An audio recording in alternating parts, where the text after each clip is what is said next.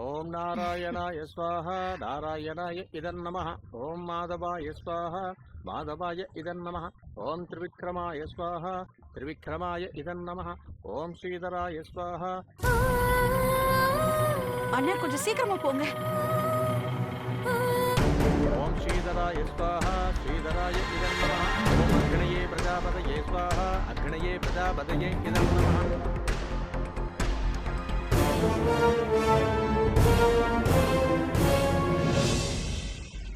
இந்தாங்கோ சாமி. இதை எல்லாரையும் காட்டி ஆசீர்வாதம் சரிங்க வாங்கிட்டு வாங்கோ. காஞ்சா இங்க வாமா. இது வரேன்.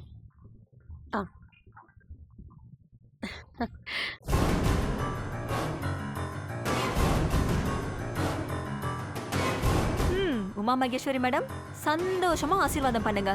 உங்க பையனுக்கு நீங்க நினைச்ச மாதிரியே கல்யாணம் நடக்குதுல்ல.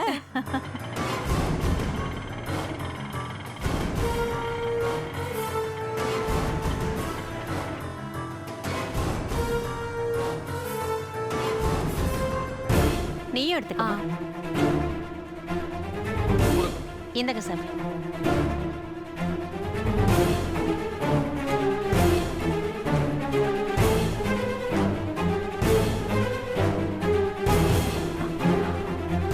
என்னங்க இங்க வாங்க. என்னன்னு சொல்லு. வாங்க சொல்றேன் வாங்க. என்ன?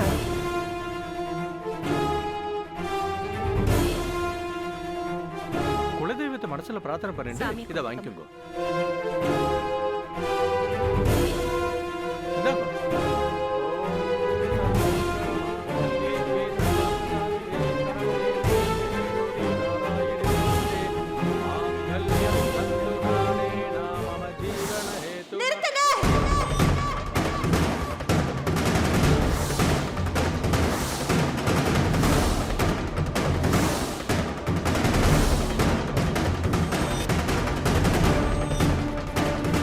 அதான பார்த்தேன். என்னடா இன்னும் எதுவும் வந்து சேரலையேன்னு நினைச்சேன். கரெக்டா வந்துட்ட. எதுக்கு இப்ப கல்யாணத்தை நிறுத்தணும்? எதுக்குன்னு நான் காரணம் வேற சொல்லணுமா? உனக்கே தெரியாதா? இந்த பார், மரியாதை இல்லாம பேசுற வேலையெல்லாம் இங்க வச்சுக்காத. மரியாதை கொடுத்தா மரியாதை கிடைக்கும். நல்ல மருமக ஒருத்தி குத்துக்கல்லு மாதிரி வீட்டுல இருக்கிறப்போ பெத்த மகனுக்கு எவ்வளவு ஒருத்திய குறுக்கு வழியில கல்யாணம் பண்ணி வைக்க பாக்குற? உனக்கெல்லாம் என்னடி மரியாதை? நான் உன்னை ஹை லெவல்ல ஒசத்தி வச்சு பேசிட்டு இருந்தா நீ லோ லெவல்ல இறக்கி வச்சு பேசிட்டு இருக்க. நானும் ஓ லோ லெவல்ல இறங்கி வந்து பேசுறேன். நான் குறுக்கு வழிக்காக கல்யாணம் பண்ணி வைக்கல. என் மகன் நல்ல குடும்பம் நடத்தணுங்கிறதுக்காக கவிதாவை கல்யாணம் பண்ணி வைக்கிறேன். என்ன நல்ல குடும்பம் நடத்துறதுக்காகவா? அப்போ என் மக உன் வீட்டுல பண்றதுக்கு என்ன பேரு? அத நான் என் வாயால வேற சொல்லணுமா? உன் மக திமிரா வாழறா, திமிரா இருக்காங்கிறதுக்காக தானே கவிதாவை மருமகளா கொண்டு வந்தேன். என் மகனும் டிவோர்ஸ்க்காக கோர்ட் வரைக்கும் போயிருக்கான்.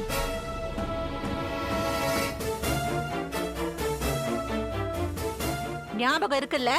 கோர்ட்ல விவாகரத்து குடுக்கறதுக்கு முன்னாடி இப்படி கோயில வச்சு கல்யாணம் பண்றது பெரிய குற்றம்னு உனக்கு தெரியுமா தெரியாதா? பஸ்ல போகும்போது கோர்ட்ட பாத்துருக்கிற உனக்கே இதெல்லாம் தெரியறப்ப கோர்ட்டுக்குள்ளேயே குடும்பம் நடத்துறவன்னா எனக்கு இதெல்லாம் தெரியாதா? அப்போ தெரிஞ்ச ஏதோ அவசர அவசரமா இந்த மூதேவியை உனக்கு மருமகளாக்க பாக்குறியா?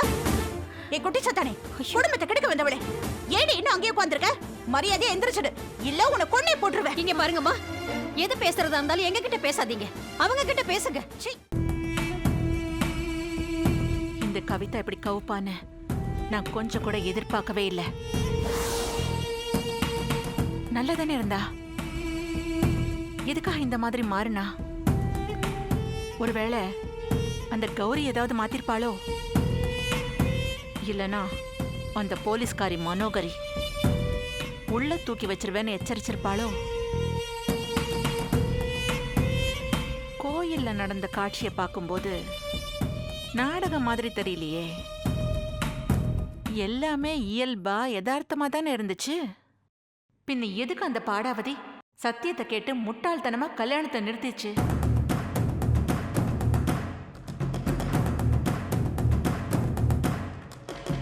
வரான் வரான், என்ன கேட்க போறான், ஏது கேட்க போறான்னு எதுவுமே தெரியலையே.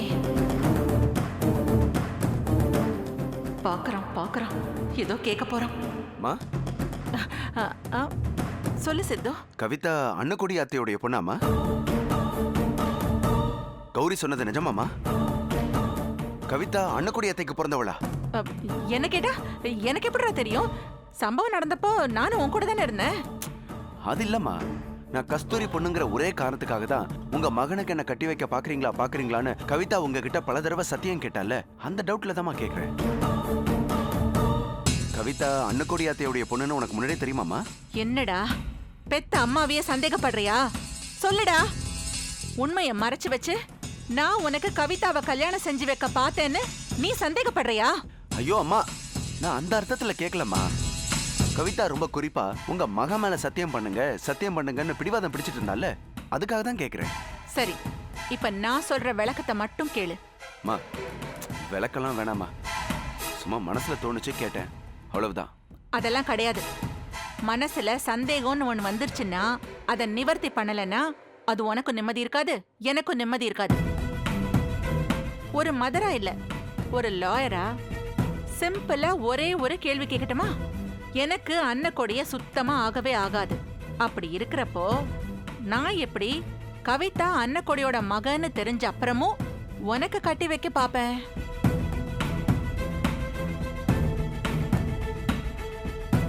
கௌரி, அவ அம்மா அன்னக்கொடி, அவ தங்கச்சி மனோகரி, சங்கரின்னு அந்த குடும்பம் மொத்தமும் திமிரா இருக்கிறப்போ அந்த குடும்பத்துல அதுவும் அன்னக்கொடியோட பொண்ணு கவிதாவ எப்படிடா நான் இந்த வீட்டுக்கு மருமகளா கூட்டிட்டு வருவேன்?